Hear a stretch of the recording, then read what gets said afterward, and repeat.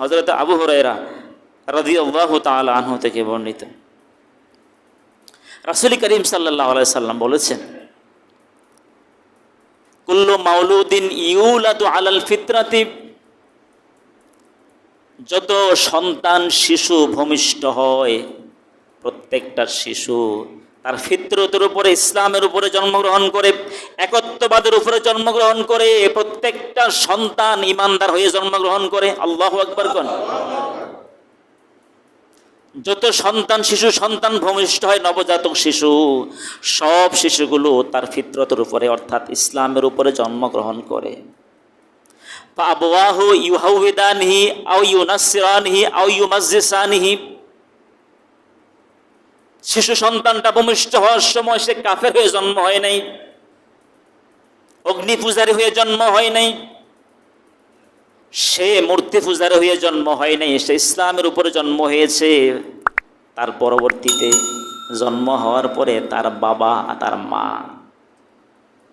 তার বাবা মা যদি ইহুদি হয়, ইউহাউদানি, সন্তানটাকে ইহুদি বানায়। কি বানায়? ওই তার মাইন্ড, তার বিবেকে। দেখবেন আপনি মুসলমান, তো আপনার স্ত্রী নামাজ পড়ে, আপনি নামাজ পড়েন, দেখবেন যে আপনার নবজাতক শিশুটা হাঁটতে পারে, একটু দাঁড়াইতে পারে, দেখবেন আপনার সাথে আপনার মতো করে সে রুকু দেয়, সেজদা দেয়। ঠিকই না? কার থেকে শিখছে? সকলে বলে না, কার থেকে শিখছে? আবার দেখবেন আপনি বাবা মা মূর্তির সামনে নম নম করেন, আপনার শিশুটা মাত্র কথা বলতে পারে বা একটু চলতে পারে, দেখবেন যে সেও মূর্তির সামনে নম নম করে। ঠিকই না? আপনি দেবদেবীকে সেজদা দিবেন, দেখবেন আপনার সন্তানটাও দেবদেবীকে, অর্থাৎ বাবা মা যেটা করে সন্তান সেটাই শিখে। ওই যে তার মন মানসিকতার সামনে যেটা আসে এটাই সে শিখে, এটাই সে শিখে।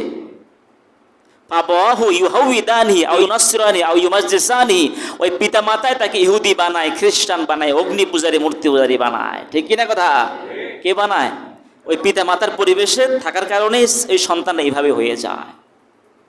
ওই তার মানসিকতার এইভাবেই, অর্থাৎ তার আফলাহা মান যাক্কাহা, যে সফল হলো, যে এটাকে উৎকৃষ্ট করে কাজে লাগে, ভালো কিছু সামনে দিলে এই মেধাটা, এই মাইন্ডটা, এই মনটা, এই কমন সেন্সটা তখন উৎকর্ষিত হয়, কাজে লাগে, সফল হয়।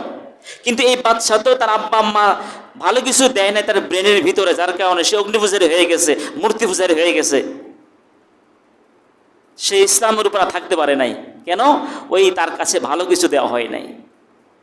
এই জন্য এই আমার যে বিবেকটা, যে আমাদের যে এই কমন সেন্স, এই যে আমাদের আকল, আরবিতে কি বলা হয়? যে আকল, এই মন, এই নাফস, এই মন, এটার ব্যাপারে বিষয়টা হচ্ছে এরকম, আপনি যদি তার সামনে কুশিক্ষা দিয়ে দেন, এই আপনার বিবেকের সামনে কুশিক্ষা, অশিক্ষা, ভালো কিছু না দেন, তখন দেখবেন যে এটা অধপতিত হয়, একবারে নিঃশেষ হয় না, তবে এটা অধপতন হয়।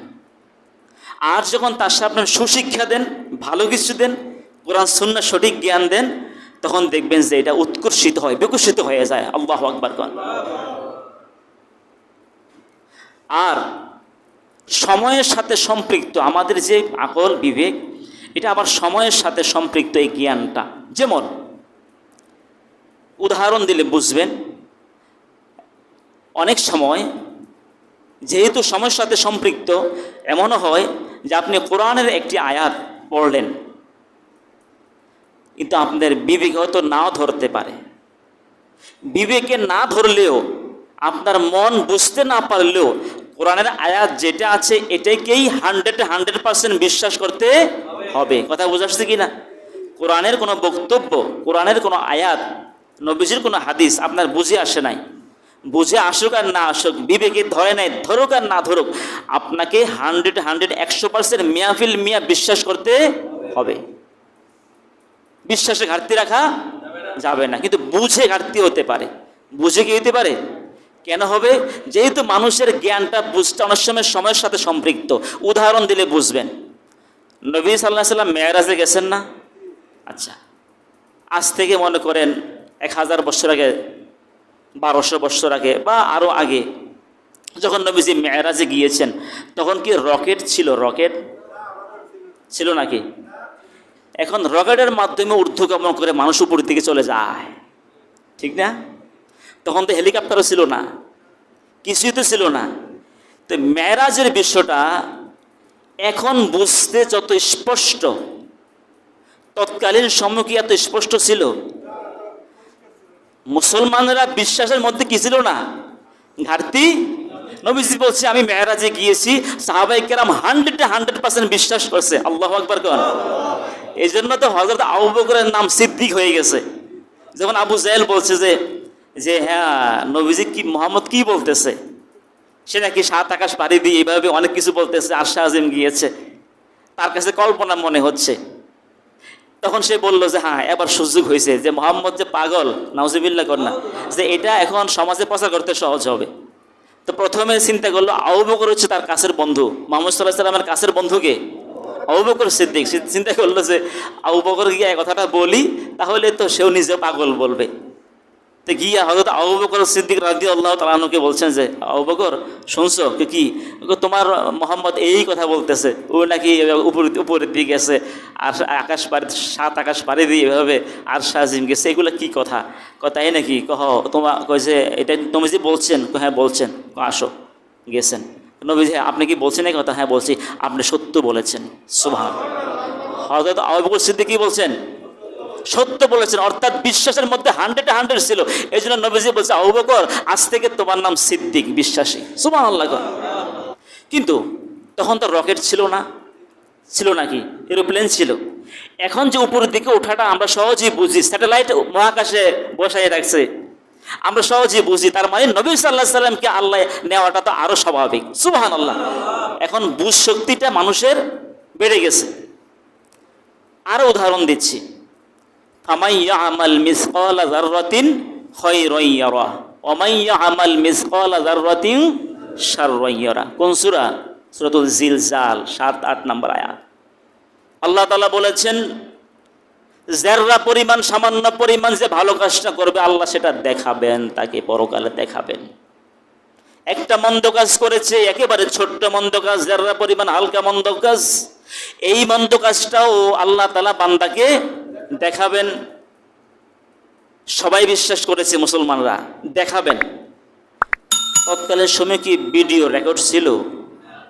কিন্তু এখন আছে কি না? ভিডিও রেকর্ড হচ্ছে, আমাদের ওয়াজগুলো রেকর্ড করছে। তো এখন তো আমরা ইজি বুঝি যে আমার রেকর্ডটা আজ থেকে 100 বছর পরে হলো, এটা যদি খুঁজে রেকর্ডটা পাওয়া যাবে। কিন্তু আজ থেকে আপনি 500 বছর 1000 বছর আগে যান, তখন কি ভিডিও রেকর্ড ছিল? তো এখন যে আল্লাহ তাআলা যে মানুষকে আমল দেখাবেন, এই বিষয়টা বোঝা কি আগের চাইতে এখন কঠিন হয়েছে না সহজ হয়েছে? বোঝা সহজ হয়েছে না? ভ্রূণ তথ্য, মানুষের ভ্রূণ নিয়ে বিজ্ঞানীদের অনেক তথ্য আছে।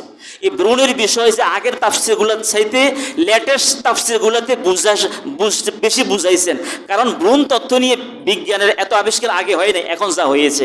ঠিকই না কথা? তাহলে এই কথাগুলো দ্বারা আমরা বুঝি যত বিজ্ঞান আবিষ্কার হবে, যত আধুনিকতা আসবে, তত ইসলাম সম্পর্কে, কোরআন সম্পর্কে মানুষ বেশি বুঝবে। ঠিক না বেঠিক? দলিল দেখেন, দুই একটা হাদিস বলছি দলিল হিসাবে। নবীজি নিজেই বলছেন, অনেক কথা চিন্তা করতেছেন কি রে দিন দিন নাকি মানুষ বেশি বুঝবে। দেখেন নবীজি কি বলছেন, এটা আমার কথা নয়, হাবিব আল ফরিদি বানাই বলবে কেন, নবীজির কথা দেখেন নবীজি কি বলছেন। হযরত আবু বকর রাদিয়াল্লাহু তাআলা আনহু قال خطبنا النبي صلى الله عليه وسلم يوم النحر। নবী সাল্লাল্লাহু আলাইহি সাল্লাম বক্তব্য দিলেন ইয়াউমুন নাহারে বক্তব্য দিলেন কুরবানির দিনে। বক্তব্য দিয়ে বললেন আলা হাল বাল্লাগতু, ও আমার সাহাবায়ে কেরাম, ও আমার সাহাবীরা। নবীজি বক্তব্য দিলেন ইয়াউমুন নাহারে, ও আমার সাহাবীরা, আলা হাল বাল্লাগতু, আমি কি তোমাদের কাছে আমার কথাগুলো প্রচার করতে পেরেছি? আমি আল্লাহর থেকে যা পেয়েছি আমি কি তোমাদের কাছে পরিপূর্ণ পৌঁছাইতে পেরেছি? নবীজি বললেন, মনের কথাটা বললেন। সাহাবায়ে কেরাম বললেন ক্বালু নাআম, হে আল্লাহর রাসূল, অবশ্যই অবশ্যই, কেন নয়, আপনি যা কিছু আল্লাহ থেকে এনেছেন আমাদের কাছে সব কিছু আপনি খুলে খুলে বলে দিয়েছেন। সুবহানাল্লাহ। এবার নবীজি বললেন, বাল্লিগুশ শাহিদুল গায়বা, আমার থেকে এখন যারা যা কিছু শুনেছো, তোমরা যা কিছু আমার থেকে বিধিবিধান পেয়েছো শুনেছো, যারা অনুপস্থিত তাদের কাছে পৌঁছাইয়ে দাও। রুব্বা মুবাল্লিগিন আও আমিন সামিইন, যার কাছে পৌঁছাইছে রুব্বা মুবাল্লিগিন, কিছু কিছু শ্রোতা আছে যিনি শুনেছেন, আও তিনি বেশি বুঝবেন, মিন সামিইন, যিনি হাদিসটা নবীজির কাছ থেকে শুনেছেন, যার কাছে পৌঁছাবেন তিনি বেশি বুঝবেন। আল্লাহু আকবার কোন। ভাই কথা ক্লিয়ার? কে বলছেন? বলেন না, কে বলছেন? আল্লাহ রাসূল নিজে বলেছেন, যিনি নবী থেকে শুনেছেন বা যিনি আগে শুনেছেন, যার কাছে পরবর্তীতে পৌঁছাইবেন, যিনি পরবর্তীতে শুনবেন তিনি বেশি বুঝবেন। কেন বেশি বুঝবেন এবার বলেন? যেহেতু জ্ঞান ও বিজ্ঞান সময় যাচ্ছে, জ্ঞান ও বিজ্ঞান আবিষ্কার হচ্ছে, মানুষের জ্ঞান বুদ্ধি বাড়তেছে, এই জন্য বেশি বুঝবেন। আল্লাহু আকবার কোন। তো আগে যিনি কম বুঝছেন, যিনি পৌঁছাইছেন, ওনার কি বিশ্বাসে ঘাটতি ছিল? আমি এটা বলি নাই বিশ্বাসে ঘাটতি ছিল না, কিন্তু বুঝের দিক দিয়ে পরের জন বেশি বুঝবেন। আল্লাহু আকবার কোন। আরেকটি দলিল দেখেন,